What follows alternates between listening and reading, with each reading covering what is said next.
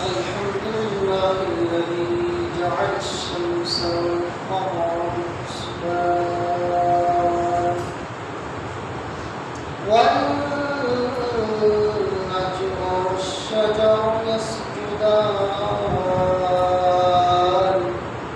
وفضل جمالا على جمال كما فضل مكانا على مكان وإنسانا على إنسان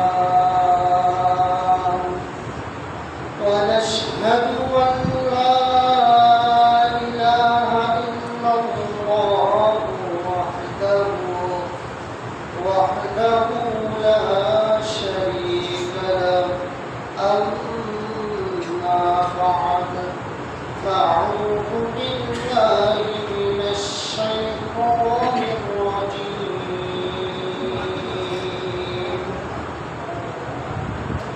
يا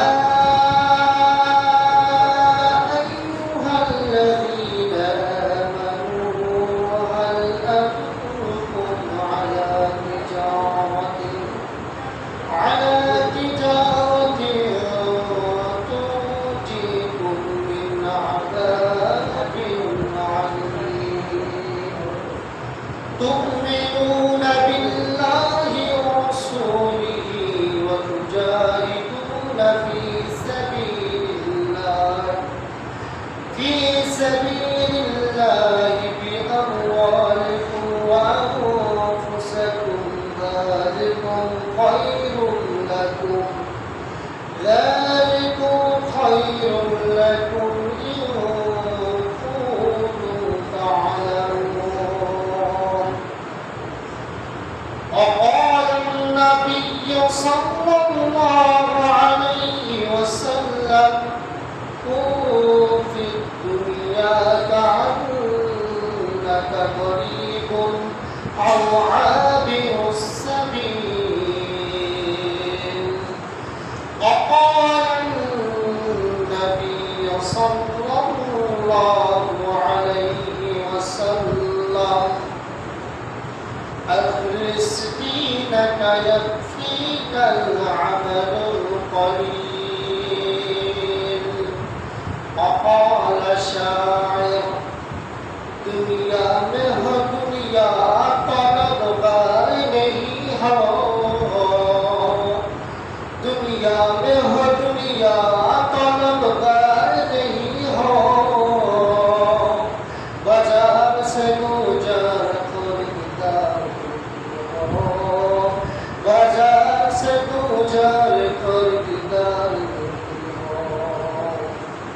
আলহামদুলিল্লাহ আল্লাহ রাব্বুল আলামিনের দরবারে অসংখ্য শুকরিয়া যে মহান রব্বুল ইজ্জত আমাদেরকে আল্লাহর মসজিদে জুমার নামাজ পড়ার লক্ষ্যে এসে বসার তৌফিক দান করেছে ওই মহান স্রষ্টার দরবারে অন্তরস্থল থেকে শুকরিয়া জ্ঞাপন করে আলহামদুলিল্লাহ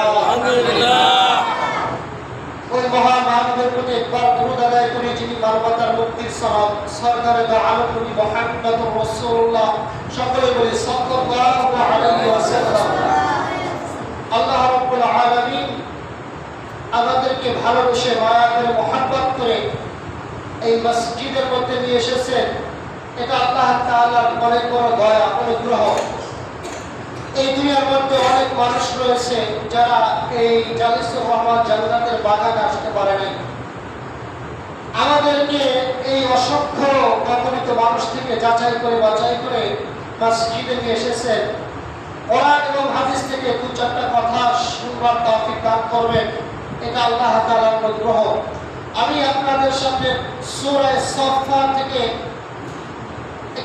আয়াত তেলাওয়াত করেছি আল্লাহ তাআলা তৌফিক দান করলে আয়াতের উপর কিছু আলোকপাত করার প্রয়াস করব এর আগে একটা কথা বলি আমার উস্তাদ মুহতারাম আল্লামা মুফতি দিলওয়ার হোসেন দামাত বরকাতুল্লাহ বলতেন বাতিলের আগমন যদিও ঝড়ের গতিতে আসে বাতিলের আগমন যদিও ঝড়ের গতিতে আসে হকের বিজয় সুনিশ্চিত বাতিলের আগমন ঝড়ের গতিতে আসলে হকের সুলাইমান আলাইহিস সালাতু ওয়াস সালাম, পয়গম্বর সুলাইমান আলাইহিস সালাতু ওয়াস সালামের কাছে এক মশা আছে। মশা এসে বলতেছে, হে পয়গম্বর সুলাইমান, আপনার কাছে আমার বিচার।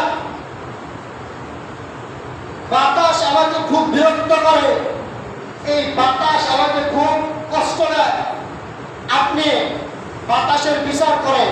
পয়গম্বর সুলাইমান আলাইহিস সালাতু ওয়াস সালাম ঠান্ডা কণ্ঠে মাধুর্য ভাষায় বললেন, মশা দেখো, বাতাস বড় হক, সে মাখলুকের সেবায় নিয়োজিত।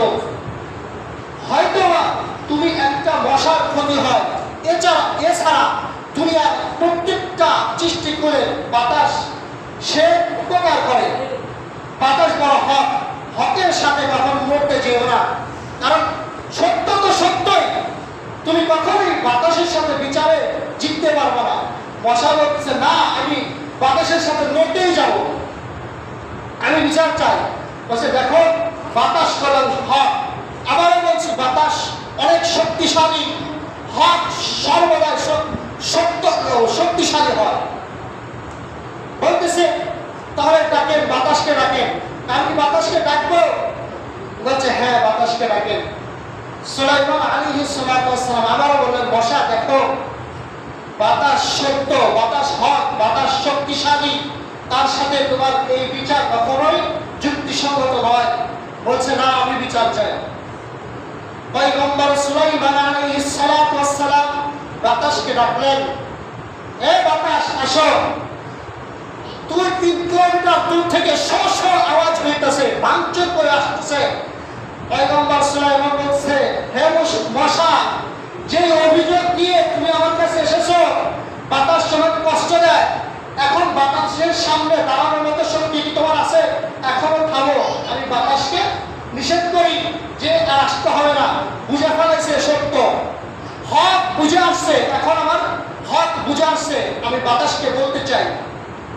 মশা এরপরে বলতেছে, না, আমি এটা মানি না, বাতাসকে ডাকুন।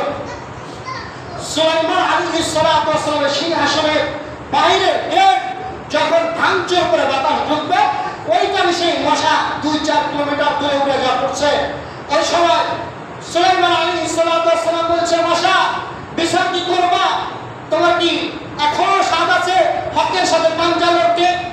বলছে, হে নবী সুলাইমান, আমার বুঝে আসছে, আপনি বাতাসকে যাইতে বলেন, আপনি বাতাসকে যাইতে বলেন। বাতাস যখন গেছে, মশা কানে ধরে বলতেছে, এই যে কান করলাম, নাকে খড় দিলাম, আর জীবনে হকের সাথে পাঞ্জা লড়বো না। ও দুনিয়ার মানুষ, যদি তুমি মশা থেকে শিক্ষা গ্রহণ না করো, যদি বাতাস থেকে, বাতাস যে হক, এই হক থেকে শিক্ষা গ্রহণ না করো, তাহলে মনে করবা মশার মতো এরকম ভাবে দিল্লি যা করবা, এই বাংলার জমিনে জায়গা হবে না, পৃথিবীর কোন জায়গায় বাতিলের জায়গা হবে না। এই জন্য প্রিয় ভাইরা আমার, হক সর্বদাই হক থাকে। যদি কেউ বাতিলের পক্ষ নিয়ে, বাতিলকে অনুসরণ করে নিজেকে হক দাবি করে, তাহলে মশার মতো 2-4 কিলোমিটার যা মামুর দিল্লি যা করবে, এই দুনিয়াতে তার কোনো জায়গা